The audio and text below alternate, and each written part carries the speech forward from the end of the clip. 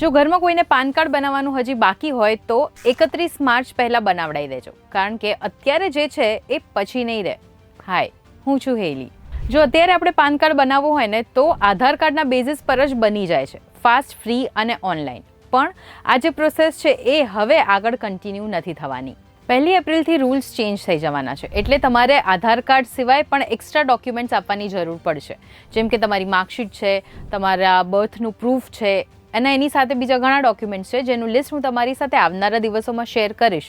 પણ હાલ પૂરતી આ પ્રોસેસ જ્યારે ઇઝી છે, તો જો તમારે પાન કાર્ડ કરાવવાનું બાકી હોય તો એ અત્યારે 31 માર્ચ પહેલાં ચોક્કસથી કરાવી લેજો.